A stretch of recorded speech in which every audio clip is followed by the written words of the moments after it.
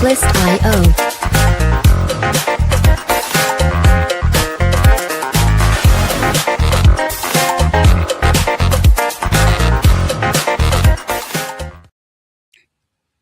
Hey folks, here I am with my friend and collaborator Phil Nelson. Today we're going to talk superhero movies. I've seen a bunch, but I have not seen superhero. You know, Mike, I do have to, before we start, I have to say, every time we're waiting as that intro music's playing, I'm getting pumped up. It's just, you can't help but get pumped up with the Barkwire theme song. You know, Phil, this might be an ideal forum to hand out Bob's Ass Awards. I hear Bob's been handing them out fast and furious this week. Yes, he has. Unfortunately, I cannot hand any out for recent superhero movies because I confess I have not seen them. I've seen most of the Batman movies, certainly all the Christian Bale movies. But the last really great Marvel superhero movie I watched was Captain America Winter Soldier, which was a movie with tremendous substance, and it was about something, which was freedom of speech. Winter Soldier was good. I liked the first two Captain Americas. I actually loved them. They're all good. They were all good. But it's Captain America, as we're here in the 250th birthday celebration of the United States. It's always good to start off the discussion with Captain America. It is. He was the first character, as far as I know, to call himself Captain something, which confers legitimacy. But in his case, it was earned. And when I say was earned, I mean it was earned through the writing that he was, in fact, a veteran. And was familiar. And this is after Captain America, but then you have Sergeant Nick Fury. And, you know, there's nothing wrong with that. There's nothing wrong with making your character a veteran, especially if you have working knowledge. I'm thinking of Billy Tucci, who did a number of stories involving military, and Billy served. And so did Larry Hama, who wrote G.I. Joe. He's probably still writing G.I. Joe for that matter. And they bring the kind of knowledge that conveys legitimacy on a character. When they say something or show something, it has the ring of truth to it. Now, you don't have to have experienced it to have the ring of truth. A good writer can imagine the point of view of every character he's writing, but it doesn't hurt to have experience. You know, it's funny you mentioned Billy Tucci. I don't know him that well. But I visited with him a few times, and one of the things I really liked about him the first day I met him at a con, probably 15 or so years ago, was he's taking donations for veterans in his booth at every show. And I was just like, this guy practices what he preaches, and I just thought that was pretty cool. He has a donation bucket in his booth, and I just thought that was pretty cool. He's the only guy I've seen do that at comic conventions. Well, I look forward to seeing Billy at San Diego later this month. Well, shameless plug, but you're going to be like maybe 2 booths away from him because, you know, and I'm excited to announce, you know, our appearances at the Antarctic Press booth have made it to the unofficial, well, it's called the sdccblog.com, and they say Antarctic Press San Diego Comic-Con 2026 signings, and it says Friday 10 to 12 Philip Nelson Axicab, also 10 to 12 Bob Burden Flaming Carrot Mr. Min Gumby, 2 to 4 p.m. Philip Nelson Axicab, and most importantly, 2:30 to 4 p.m., Mike Barron, Nexus, Badger, The Punisher, The Flash, and Axicab. Yes, Mike, I threw Axicab into your bio when I submitted it. And so we're going to basically have the same schedule on Friday and Saturday of San Diego Comic-Con at the Antarctic Press booth, which is booth 2309, and it's just steps away from Billy Tucci's booth. Is Antarctic going to publish Axicab? Yeah, oh yeah. Great. That's why I'm in their booth. Great. And that's why thank you for agreeing to appear. So what's really cool is Billy Tan, who is one of my favorite modern comic artists. A lot of you guys may know him or may not. He does a lot of work in Asia now, but he was at Top Cow Comics, did Witchblade, Tomb Raider, all kinds of stuff like that. But then he also, his first Marvel gig was the X-23 6-issue limited series. So he did all the art and covers for that, then went on for a run at Marvel doing New Avengers, X-Men, Spider-Man, all kinds of stuff, and then went to DC and did a massive run of Green Lantern. But he is one of my favorite modern comic artists, and the reason I mention him is because he is doing a cover for Axicab Limited Series #1, and he already delivered the cover to me, and we're going to have prints of that cover at San Diego for us to sign, even though Billy isn't there to sign it because he is in Asia working. Are you looking to reveal it here? You know what? It may be sitting over on my couch. Would you like me to reveal it? I think so. If you vamp for a sec, I'll go find it. All right, superhero movies. The problem with the superhero, and it was the problem for the longest time, he was fine in comic books. He, she, it. Because comics are the perfect medium for that type of character. They're larger than life. And one of the reasons we love comics is because of the art. And one of the reasons we love the art is because they show the idealized human figure, be it a man or a woman. The men are as powerful and trim as possible, and the women are as sexy and beautiful as possible. There's a huge backlash going on over that in the comics industry, but it's never going to change because that's what comics do best. I agree. Captain America is the ideal man. He stands up for what's right. He's ripped. He can defend, anyone around him.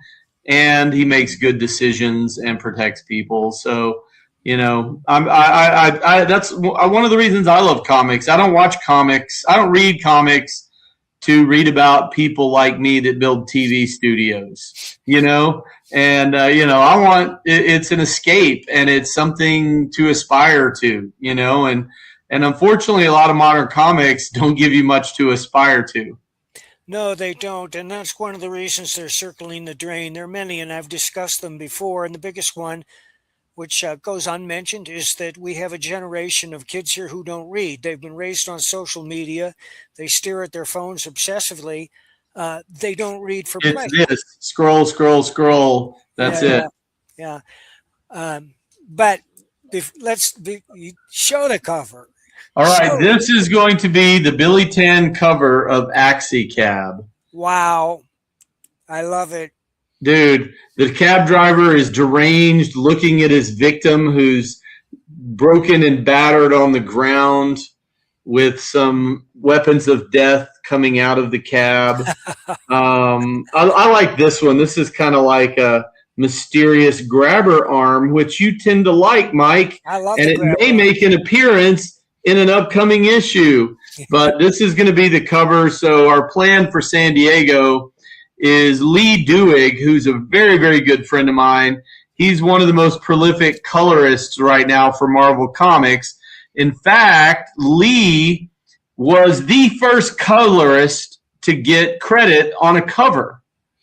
And so he has a company called Guru Effects. So you may have seen Guru Effects on the cover of Marvel Comics, but usually the colorists don't get any credit for anything except in the credits page. But Lee's going to be coloring this for me, and then we're going to have prints of this at the Antarctic Press booth that Mike and I will sign, and then hopefully we can get Billy Tan to do another appearance at my comic book store, and then I'll get him to sign a bunch of these for me. But yeah, I love, like, Billy Tan, he pumped this out for me quick. He called me and he said, hey, I'm in Austin taking my daughter to summer camp, and I'm in the hotel room, and I figured I'd go ahead and do your cover. Is that the original? this is the original art, because he said, I'll just go ahead and overnight it to you because I'm already in Austin. It's only an hour away. So he overnighted me this, and I was just like, Billy, you're my hero. And I love the headlight of the cab. I mean, I'm trying to decide what we're going to do with the colorist. The colorist and I are talking about it, of how, because, this is the cab back here. You see the Axie cab up there. Yeah. You see the driver, the hand of the victim, and then a bright spotlight. I just think Billy Tan's designs are just unbelievable. And what's cool about this is I gave him no direction. He just said, I'm going to do a cover for you. He goes, I want to do a cover for you. And I said, okay, go for it. And then he surprises me with this piece of amazing artwork. Brilliant. I should mention I'm going to be at Gabe Eltaib's table the rest of the time. He's head of Big Man Comics, which puts out Dean Cain Lawman. Oh, cool. The Unstoppable Tyrus and Empyrean, which is a brilliant graphic novel he wrote about faith in the future. And Gabe started out as a colorist for DC for many years. Wow. And he famously quit in disgust when they changed Superman's motto from truth, justice, and the American way to truth, justice, and a better tomorrow. And how cheesy can it get? A better tomorrow. Yeah. We all want a better tomorrow. Written by a marketer or an executive. So do you know what his booth number is, Mike? Let me see. I think I can find it. Yeah, we need to share the booth number. So the two appearances, I'll go ahead and shamelessly shout out the Antarctic Press appearance. Mike Barron will be in booth 2309, which is a great spot, really close to like Dark Horse and a lot of the big publishers. And Mike is going to be there 2309 on Friday from 2:30 to 4, and Saturday from 2:30 to 4. So if you have any copies of Nexus, Badger, Punisher, The Flash, Axie Cab, or Sonic Disruptors, you can bring it by and get him to sign it. And you did write Sonic Disruptors, didn't you? Yeah, I created Sonic Disruptors. I think that Gabe is going to be on the same tier that we are, because Gabe sits on the other side of Billy Tucci. Really? You know what's cool? Sonic Disruptors, I hadn't thought about that in years. And today on Facebook, I'm scrolling the feed, and this guy posts, you guys can keep your Hulk 181s and blah, blah, blah, blah, blah. I just found one of my Grail books. It's one of my favorite books from that era, and he posts Sonic Disruptors #1. It's the government versus rock and rollers. And the art was great. It was a really cool book. Unfortunately, I think only 7 issues got released, right. Which is a bummer because it was a cool idea and it was a cool book. So anybody that wants to dig up Sonic Disruptors, I'll tell you what I'm going to do. For anybody that's coming to San Diego, if you show up and ask Mike to sign a copy of Sonic Disruptors, I will give you a free copy of Axie Cab #1. Wow, Phil, that will filter out who are Barkwire fans and who's going to San Diego that actually watches. So because we get a lot of fans that don't go to San Diego because you can't get hotel rooms. Well, we're going to talk about Sonic Disruptors when I get out there. I'm excited to get the behind the scenes of Sonic Disruptors. Well, I would like to pick up where I left off. Oh, cool. Yeah, we'll talk about it. All right. And other stuff. Sounds good. But to get back to superhero movies, you could not believe a man could fly. They tried in the 60s with Superman and George Reeves. And George Reeves was a very good Superman, but you could tell that he was being suspended from the ceiling with wires while a fan blew in his face. And then they got to the Christopher Reeve Superman. And finally, the art of cinema had progressed enough that you could believe a man could fly. So movies had to catch up to what they were showing in comics, or else it would look ridiculous. and in the modern superhero movies, it was like a perfect storm in that visual effects had just gotten to the point where they could pretty much make anything and make it believable. And then you have, to me, the best kickoff was Iron Man. You had Iron Man, and I feel like the reason, and I may be getting ahead of us, Mike, but I think one of the reasons Iron Man did so well, and the first Avengers movie, is because you had a comic book geek at the helm. You had Jon Favreau. That's true. Leading the charge, and he wasn't some corner office suit who wanted to make a quick buck. He wanted to deliver a movie that he wanted to see, And so the soundtrack for Iron Man was great. Like when that scene when he comes out with his homemade suit with AC/DC, and you have the heavy rock and he's shooting flames at people. I mean, everybody in the theater went berserk because he gave the fans what they wanted to see that have been a fan of Iron Man for many, many years. And the other thing that it also showed, in my opinion, because at that time Iron Man wasn't, in my opinion, an A-list character. You had Spider-Man and Captain America. Iron Man was kind of a B-list, even though he had his own series. Hulk is kind of B. You had Spider-Man, and the X-Men at the time in the comics were still very, very popular. So you always have Wolverine as an A-list. But that movie made Iron Man an A-list character and a lead. Yes. Would you agree or disagree, Mike? No, I agree. I have to revisit that film. I remember seeing it when it came out and being knocked over. I kept watching Iron Man movies. Unfortunately, they like so many sequels, they did not match the original. In fact, the third one, the only thing I remember about it is Iron Man taking a leak in his suit, which is unfortunate that that's the only thing I can remember, but they never should have put that in. I mean, it's them trying to, you know what? Sometimes corporate corner office execs try too hard to be cool, Exactly. And they're like, ooh, there's a difference between being edgy and saying, ooh, what can I do to be edgy?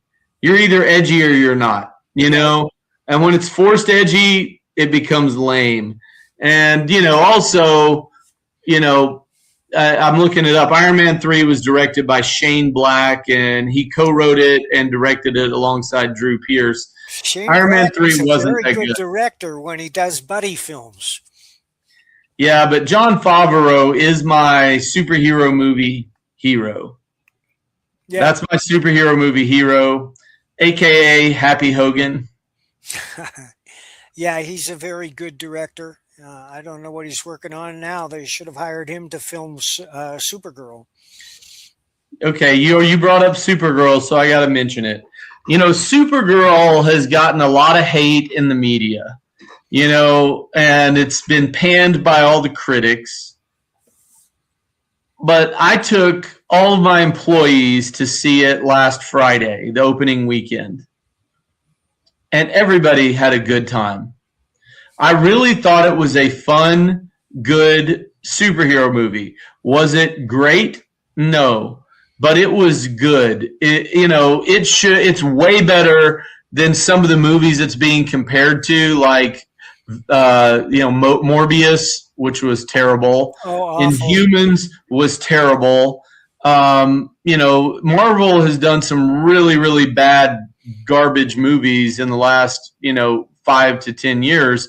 But Supergirl, what I loved about it is it was a movie that you could take your whole family to. There wasn't a ton of bad language. There was no romance, sex-related discussion. It was just – and what it did show, what I liked about it is it showed – it was kind of like Supergirl's recovery from trauma. you know, and her co-star, the young girl whose family's killed. It's kind of a redemption for both of them, and I think it's way better than the box office shows. And I think it's a good movie. Is it going to win an Oscar? No. And the other thing I think that really hurt Supergirl is the lead actress and some of her, you know, it's like these superhero movie producers should write into their contract that when you do your press tour, you're going to keep your mouth shut about politics, your opinion on anything other than the movie. That's right. And so I feel like the girl that played Supergirl did some damage to it because, you know, she just said some stupid things on the press tour and it made people not want to go see it.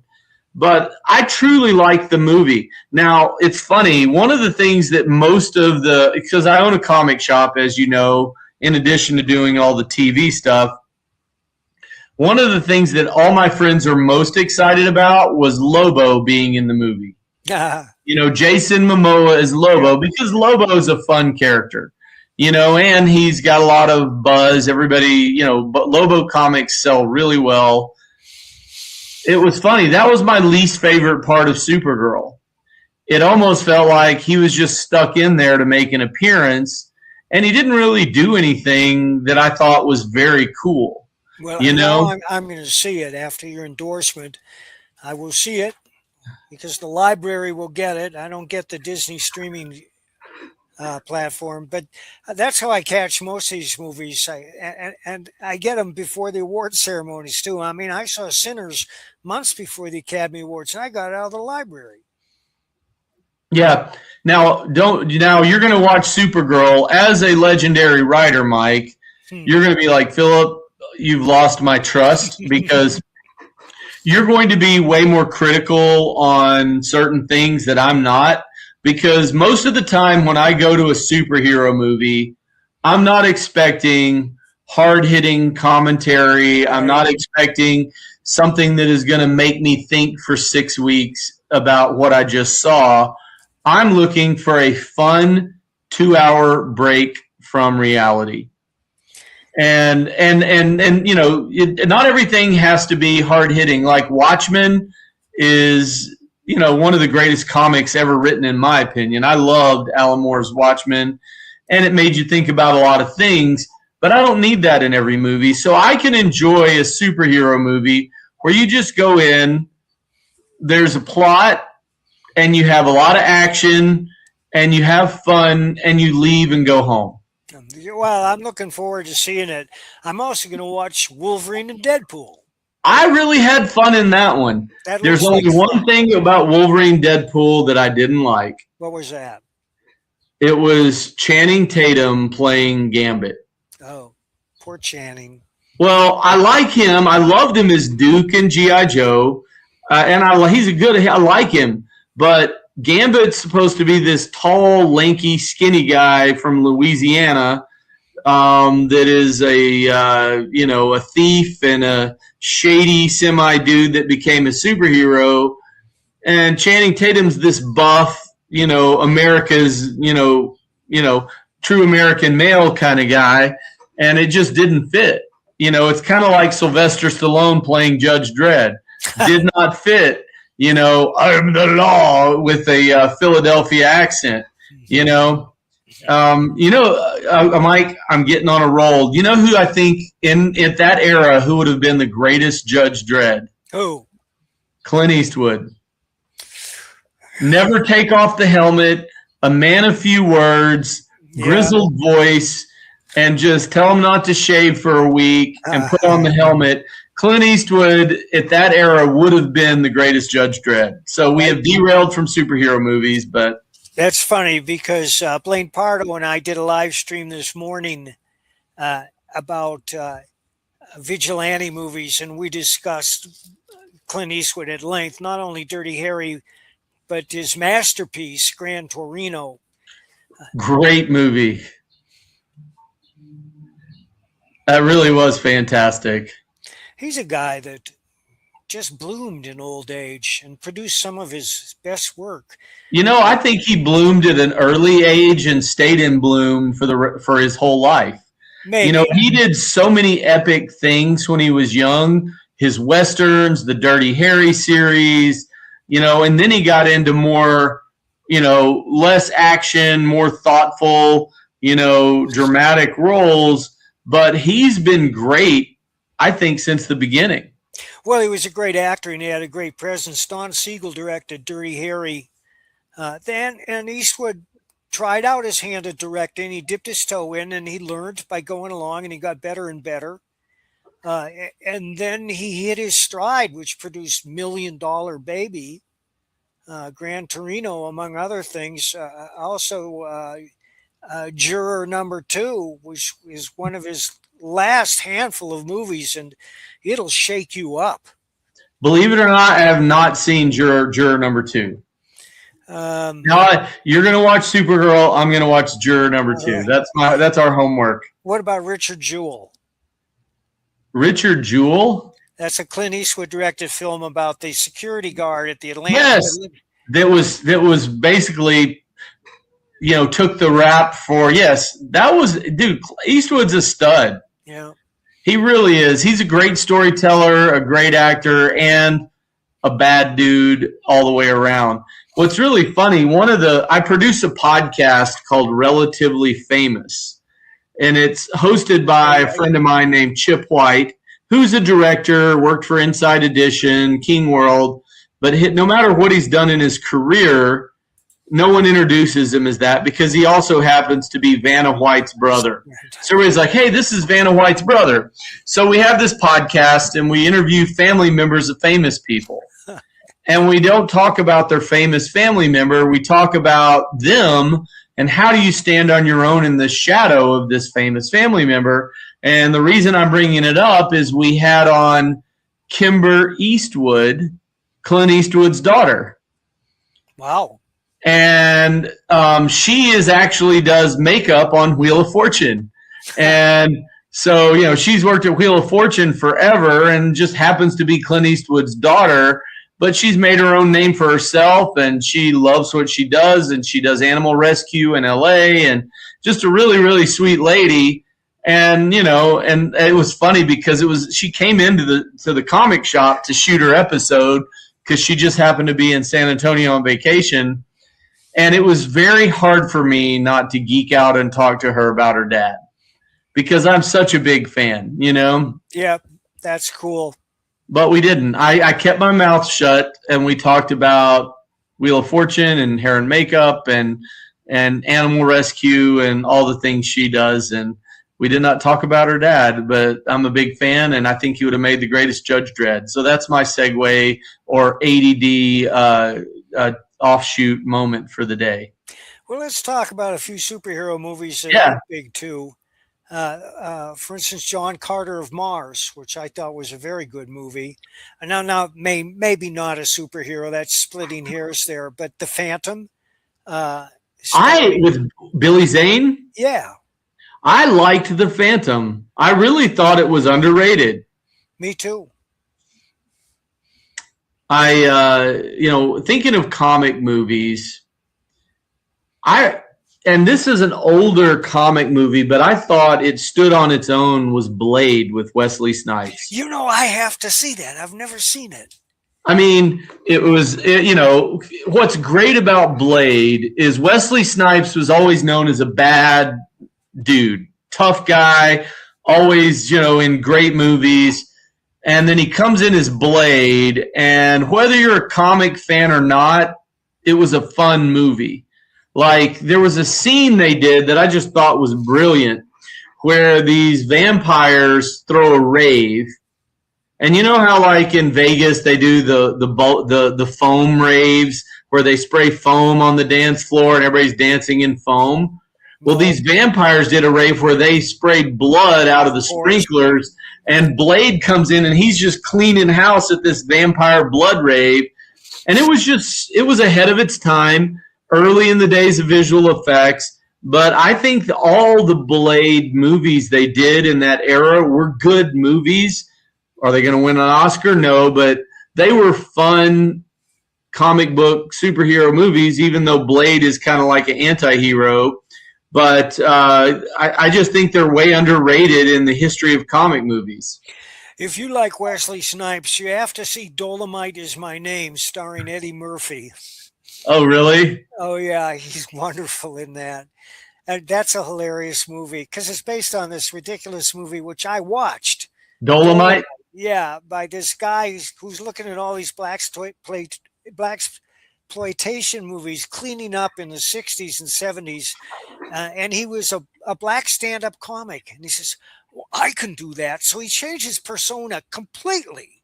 And he comes out one night in a pimp suit and he starts spitting out the most vile rap imaginable, using every curse word you can. And some people credit this guy with the creation of rap.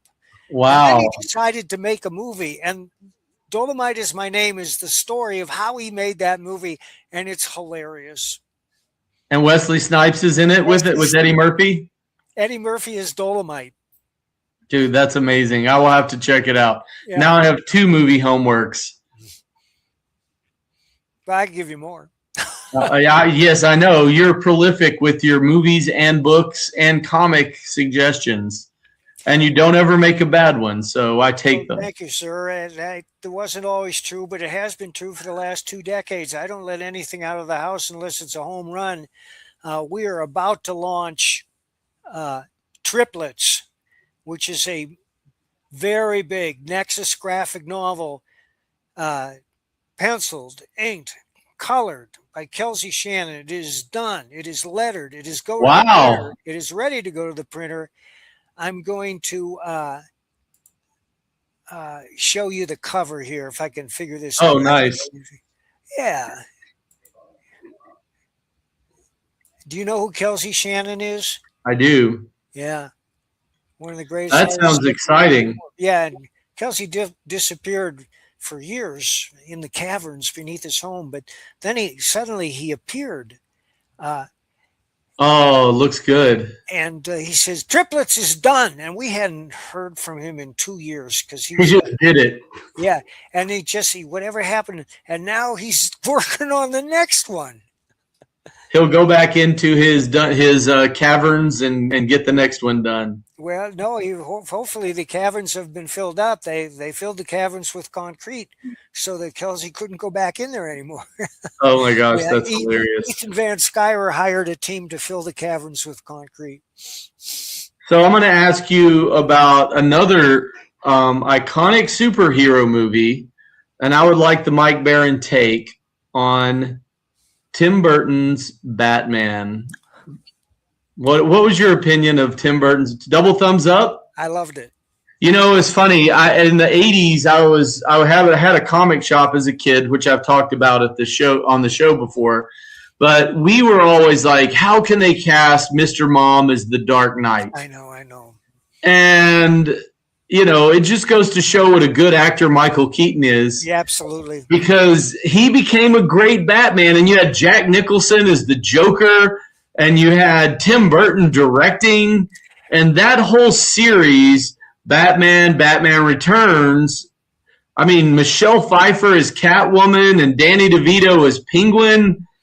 I mean, iconic, and it wasn't pandering. It was good film. It was a good movie, good script, and if you weren't a Batman fan, you actually enjoyed the movie.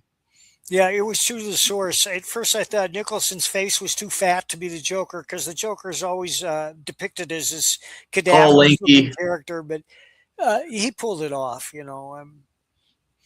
Jack Nicholson has that wide smile already, and so when they put the Joker makeup on him, dude, it was perfect.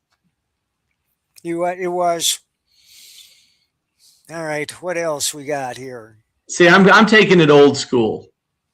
Yeah, I like old school too, because I haven't seen most of these modern movies, and one of the reasons is that my taste has veered towards drama, and I always, if a movie doesn't take itself seriously, why should I? Right. That means that I'm like Cocaine Bear. I thought, oh man, this is going to be a great movie. It could be one of the scariest movies ever made. But no, it was a horror comedy. And when you watch it, it was neither scary nor funny. So it just annoyed you. Just annoying. Okay, so I'm going to ask you a question because everybody knows. I mean, you have so much great stuff. So don't be insulted when I say this because everybody knows you're the Nexus icon, right? But Flash was you're known for that. But the Punisher, when you started doing Punisher, Punisher was a C-list character in the comic books. He was an afterthought. Then they did the Punisher miniseries, which made the Punisher gritty, and then you start writing the Punisher's first standalone series, right? Yes. So you spent a lot of days and a lot of years working on Punisher. So speaking of, this is not really a movie, but a series. What did you think of John Bernthal's Punisher series? I think that Bernthal is a very fine actor and is a good Punisher some of the time. Now, I have not seen this latest Disney 50-minuter. I would like to. I understand they gave me credit. I would have appreciated a check, but the credit is always good. The thing about the Punisher, but I did watch Bernthal's first Netflix series, and I Right. thought that while he was a great Punisher, the series was needlessly convoluted for no purpose I could understand. It wasn't easy to follow. The Punisher is the easiest character in the world to get right. I approached it as a straight crime comic, and for 3 years there were no dinosaurs, hookups with barbarians, time travel, or any of that stuff. He was going after criminals ripped from the headlines, crooked bankers, the guy that put the poison in the uh, Tylenol, uh, a Jim Jones type character, biker gangs smuggling guns. And Carl Potts is my editor, and I can't remember a single instance of editorial interference the whole time I worked for him. Then Carl got Wow. kicked upstairs, and I had a new editor who was a gimmick guy, and that's where we started getting the plain brown wrapper covers. But that's all right. And he commissioned a bunch of covers from Michael Golden, and I love Michael Golden's work. And the covers inspired me to write stories.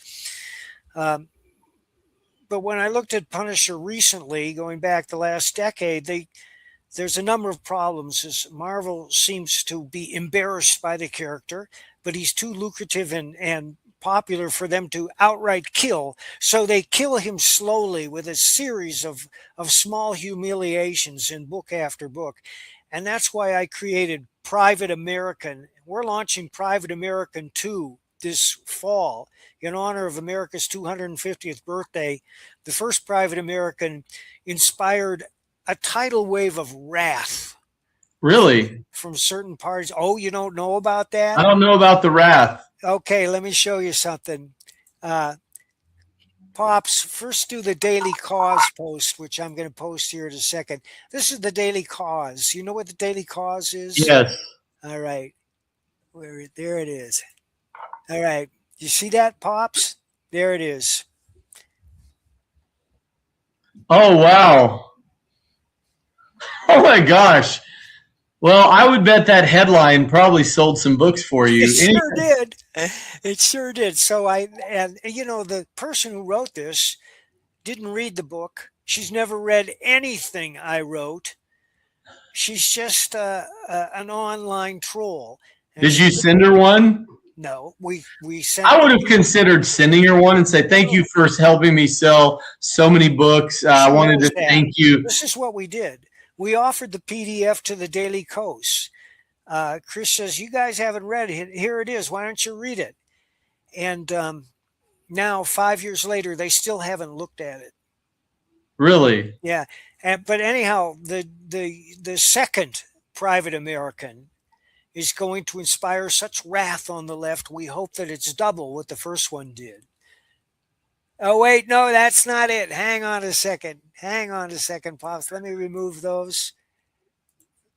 You just leaked something, Mike. You leaked something Well, important. it was a good cover from a friend of ours, but it wasn't the right cover. And the right cover is something to see. And I will find it now. I think I went to the wrong spelling. I went to PVT and I should have gone to PRI.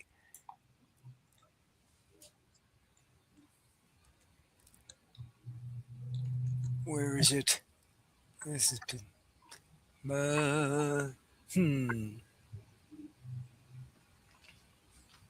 Guys, oh, I know what I could do. I know what I could do. Hang on a second.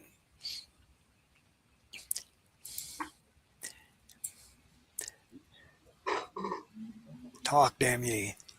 Well, here's what I'm going to say. I earlier misspoke because I mentioned the Inhumans, and I kind of acted like I didn't like it. But I actually really liked the Inhumans series with Black Bolt and Medusa and Lockjaw.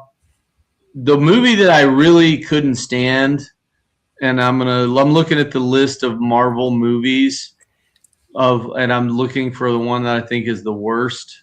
Because I like the Thunderbolts. I thought that one was pretty good. It was fun. Oh, it was the Eternals. The Eternals to me is one of the worst movies ever made. There it is. That's the cover of the new Private American. Oh, nice. I wish it were bigger. Who's distributing it for you? Well, this is a Baron Comics production, so big studios. Big Studios is Chris Brawley. Chris runs all my campaigns. This book is finished, by the way, as are all my books. Before we launch the campaign, the book is finished and ready to go. That's Richard Bonk, the rarest artist on earth. He's both fast and good. Wow, it looks great. I love the cover. I wish you could see it bigger. I will fix that I'll blast it on but it says Private American and the Deplorables. He's now got a group with him called the Deplorables, and they're being funded by a billionaire who's the opposite of George Soros. He's a second-generation immigrant who came here, loves America, loves the founding fathers, the Constitution, the Bill of Rights, made a fortune legitimately. Did he popularize the electric car? It's funny you mentioned that. There is overtones of Elon Musk, which are becoming. That's what I was wondering. I was wondering if it's a Musk kind of tribute. He didn't start out that way, but he's morphing into that, especially in the 10-year series of novels I'm writing with Blaine Pardo, which is something we discussed this morning. I don't know if you saw this on X, but Elon Musk had recently declared war on George Soros. Did you see that? I did not. I missed that one. Yeah, he stated on his own column, he says that George Soros is the enemy of freedom and I'm going to bring him down. He said that, Elon Musk. Dang. Well, he has the money. And he has the means. I think he can outthink George Soros. Well, we'll see where it goes. But instantly that became the subject of our next book. That's cool. So I've got the list up, Mike, of Marvel Phase 1 films. All right. And so here's what I'd like to do. I think this would be fun because you are a legendary writer. And I'm going to read the list starting at the beginning. And I just want you to say thumbs up, thumbs down, or liked it or didn't like it. All right. Number 1, Iron Man, directed by Jon Favreau. And I'm not on the video, so you're going to have to say it out loud. Liked it. Okay. Incredible Hulk. Which one? Who played the Hulk there? It doesn't. It was. Eric Bana?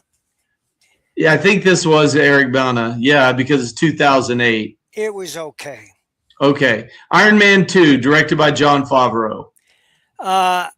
I don't remember hating it. I thought it was pretty good. I must have thought it was pretty good. It was a solid filler movie, but okay. Then after Iron Man 2 came Thor, the first Thor movie. I liked it. Liked it. Captain America, First Avenger. I liked it. Well, you know who directed that? And the reason it was so good, it was directed by Joe Johnston. Don't know him. Joe Johnston got his start doing design for George Lucas on Star Wars. He was an industrial designer. George Lucas hired him. His dad was a friend of mine. Joe Johnston Sr. was a scenic artist back in, he did the Family Feud set and $1 million, the $1,000, $10,000 pyramid and all these sets. He was a set designer in Hollywood. And his son worked for George Lucas on Star Wars. He did The Rocketeer. He worked with Ron Howard on Willow. Great director. Captain America: First Avenger. Then the next movie in Phase 1 was The Avengers, written and directed by Josh Whedon. Very good. Well, you know, Josh Whedon is a legend. You know, he did Firefly. He's done so many good series. So they really got good writers and directors for this Series 1. Phase 2, Iron Man 3. I already know how you feel about it, but give us a rating. I'd give it a C. Thor: Dark World. You know I saw it, Phil. But It was so good you don't remember it. It was okay. I give it a C. Captain America: Winter Soldier. The best. Written, directed by Anthony and Joe Russo. Screenwriters Christopher Marcus and Stephen McFeely. Guardians of the Galaxy. I like that a lot. James Gunn took a C or D list book that was in the dollar bin and made it a key book. I thought Guardians of the Galaxy was a lot of fun. Next one, Avengers: Age of Ultron. Man, I'm drawing a blank there, Philip. I don't know if I saw it. It wasn't like a pivotal film, but it was a fun one. And it was directed and written by Josh Whedon as well. Up next is Ant-Man, the very first Ant-Man. Ant-Man. Paul Rudd. I know it's Paul Rudd. I may have that movie, but I haven't watched it. Now I'm going to have to pull it out. I actually thought that was fun too, because once again, Ant-Man, a C-list character that they made really fun and made him human. Because in that film, you know, he was under house arrest, you know, and he's playing with his kid, building all these slides throughout the house. And I thought it was, you know, and then he gets the tech to shrink down. I thought that was a good movie. Okay, we go into Phase 3, Captain America: Civil War. You know, I'm pretty sure I saw it, but again, I'm drawing a blank. Civil War was actually, I thought it was a good movie. I mean, it's not an A movie, but I think it was a solid B. Then we go into Doctor Strange. I like the first one. The first one, once again, Doctor Strange in the 60s, he was an A-list character because he had Strange Tales and he had his own series, but he had kind of fallen off and no one cared about the master of the mystic arts. And I think the visual effects in Doctor Strange really sold it. And so that was pretty good. I'm a big Cumberbatch fan. Yeah. Oh, he was perfect casting. Guardians of the Galaxy Volume 2. I like that. That was another James Gunn. Spider-Man: Homecoming. Oh, man, you know, I have that on my streaming service, and I've been thinking of watching it, but I haven't because all these dramas take precedence over it. Oh, Spider-Man: Homecoming was a solid outing. I really enjoyed it. Up next, and this one surprised me how much I liked it, was Thor: Ragnarok. Did you see that one?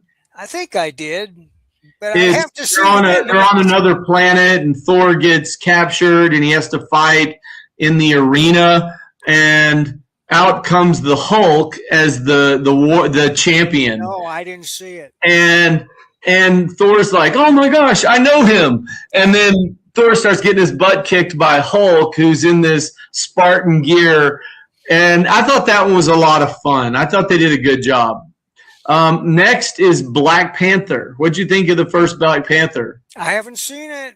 Mike, Black Panther, once again, not an A-list character, but they made it so you cared about him. I'm writing these down. Well, just go to Wikipedia and look up Marvel Universe films and then go down the list. But Black Panther was really good, and the whole Wakanda thing and you know, Black Panther being one of those heroes that was truly a good guy and wanted to do the right thing. I thought it had a great message. And then the next film was Avengers of Infinity War. Did that have Thanos in it? It was where it started. Yeah, it was all about the Infinity Stones. See, that's where I stopped watching. I haven't seen it. I should see it. I felt like the Avengers Infinity series, the whole Thanos series was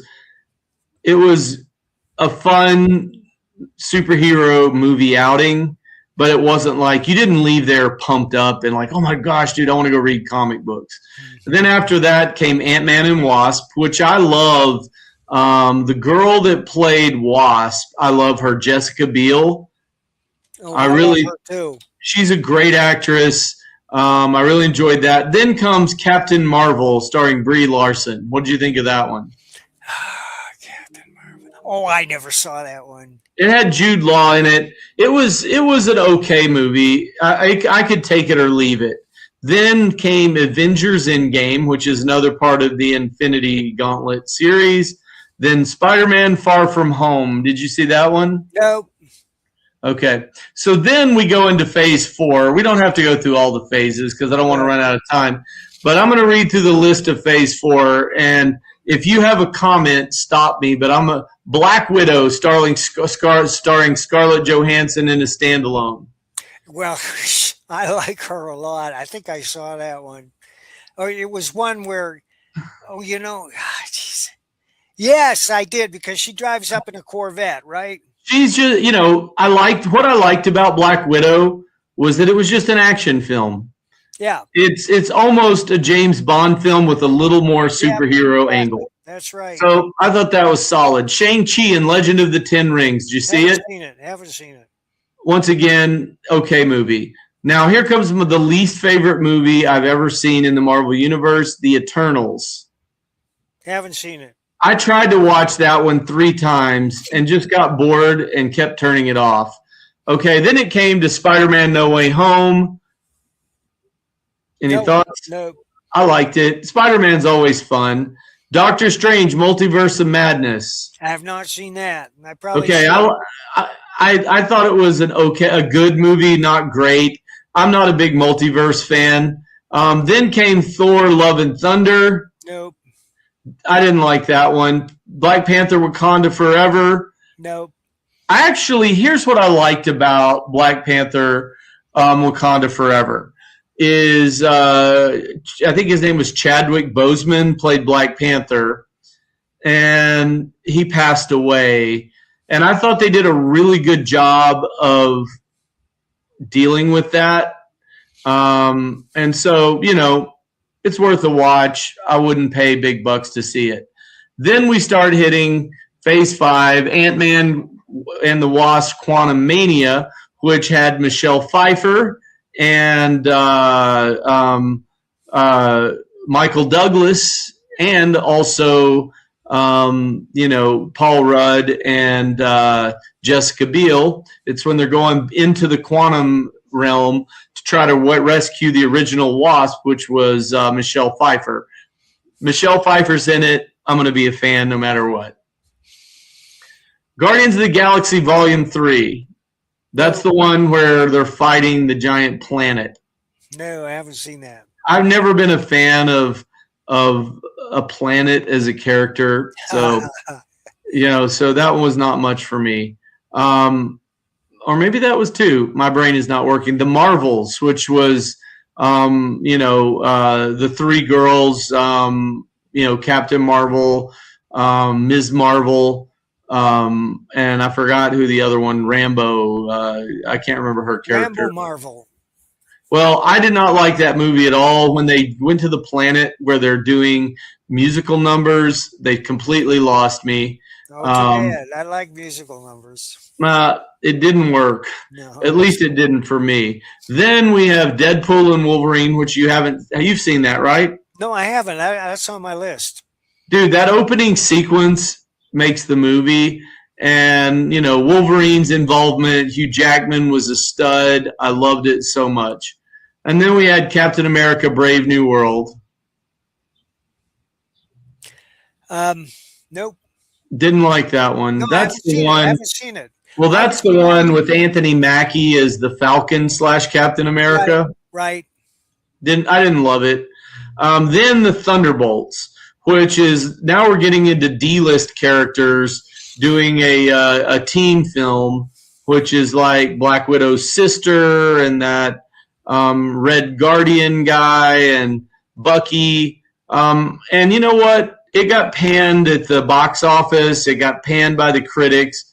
But I thought it was a reasonable superhero movie that it's fun to just go eat popcorn, drink an icy, and eat some nachos and watch a movie. So I thought the Thunderbolts was underrated. Okay, we're getting into the end, the last 4 films. The Fantastic Four First Steps. Nope. I really was so excited when they announced this one because of the whole retro look of it. And they were going back to that 60s kind of traditional vibe, but I thought it fell flat. I didn't love it.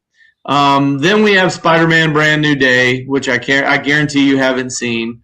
And then coming up, we have, well, that you haven't seen it because Brand New Day comes out on July 31st of this month. Wow. But that one actually looks pretty good, and there's a lot of speculation that Elektra and her band of assassins are in it, and there's a Punisher appearance with John Bernthal, so that one's exciting. I'm excited to see it at the end of the month. Then also this December we have Avengers Doomsday coming, which I'm not excited about because they're bringing back Robert Downey Jr. as Dr. Doom. I thought he was Iron Man. That's what I'm saying, and it's going to be some multiverse twist, and I'm just not into that. But I do have a lot of hope that in December of 2027, Avengers Secret Wars will redeem the Marvel Universe. So there we go. That we've gone through the entire list of Marvel movies that have been out and the ones that are coming out in the next 6 months. Wow, I'm exhausted and I have hardly been talking. Okay, I got to bring up one other topic. Yeah. Because we went through the Marvel Cinematic Universe. We didn't even talk about DC. We didn't talk about the Fox Marvel movies, the X-Men movies, the Bryan Singer X-Men, the X-Men that came out in the early 2000s, which I thought were really good. One thing that's interesting when we talk about this is Hugh Jackman has played Wolverine since the beginning. That's unusual. You know, you have multiple Magnetos. You have, Patrick Stewart's been pretty consistent as Professor X, except when he was younger in like Days of Future Past and those movies. But I thought Patrick Stewart was a brilliant casting for Professor X. I have to say that Old Man Logan was great. Old Man Logan, what'd you think? Like Logan, the movie Logan? Yeah. I loved that movie because it had one of my favorite characters, which is X-23. And it goes back to Billy Tan. Another shout out. Billy Tan did a cover for Axicab. So when X-23 got her own series, I thought, oh, great, they're going to make a girl Wolverine. Which comic companies and movie studios tend to do. Hey, what if we made a girl version of this? They just and so I'm like, I didn't buy it when it came out, but then somebody's like, Philip, I think you'll really like it. You need to read it. And the whole concept of X-23 is that Wolverine escapes the Weapon X program and trashes the lab, blows it up, and then goes out into the wilderness and then links up with Professor X and becomes Wolverine, the old crusty mentor of the X-Men, right? Well, what X-23 really is about is after the lab blows up, they find a damaged vial of Wolverine's blood.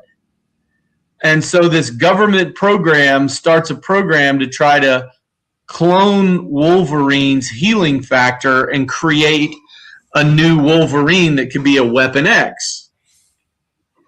but all the experiments keep failing, and they only have enough DNA. They don't have any of the Y chromosome, so they're only able to clone the Wolverine DNA as a female. And on the 23rd attempt, they're successful and a baby's born, and it's called X-23. So it's Wolverine's clone daughter, but because she's different, she has 2 bone claws that come out of her hand. Wolverine has 3 claws that come out of his hand. She has 2 that come out of her hand and 1 that comes out of each foot. So the spike comes out of her foot, and the X-23 6-issue limited series is them training her to be the most brutal assassin because she didn't escape. And it's really well written. So Mike, as a writer, highly recommend you go read it. And that's why I loved Logan so much, is because in the Marvel movies, they introduced X-23 as Logan's, daughter. And I just thought the girl that played her was fantastic. This little feral Wolverine child. And Logan, I think, is one of the more underrated Marvel movies that's been out in the last 15, 20 years. Yeah, it veers away from the Kanan to give us a much more dramatic and serious look if these people were real. It's an edgier look at that. Yeah, I agree. It's got more edge to it, a gritty, it's a gritty film. It really is a gritty film. Well, we've chewed the gristle pretty good here, Phil. Speaking of gritty. So, that's it for now, folks. Final plug. If you're going to San Diego Comic-Con, come by booth 2309 Antarctic Press on Friday or Saturday, and you can meet. I'll be there from 10 to 4, but if you want to meet Mike Barron, one of the greatest writers in comic history, he'll be there from 2:30 to 4 p.m.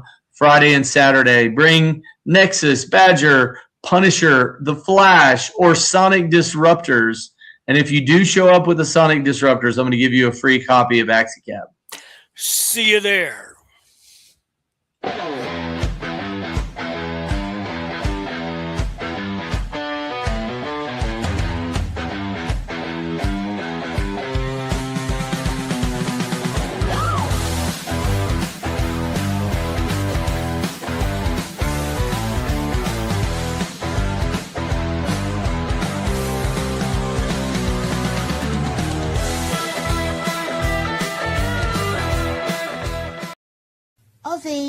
Ozzy, what are you doing? Come and have a look at this lovely book that was sent over. You're wrapping in the burning. Oh, go on and spit the bat out your mouth. No one can understand you like that. She had 5 dentists and all. Oh, well, that's not much better. Ozzy, why don't you sing to me? I can always understand you when you sing to me. Fucking my brains. What is this my publisher sent me?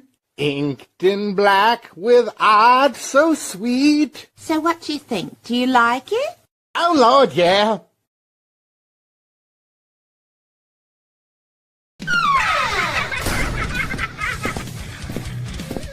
If you missed the live viewing of any Meg production, you can find all our content on Roku or as a member of this channel.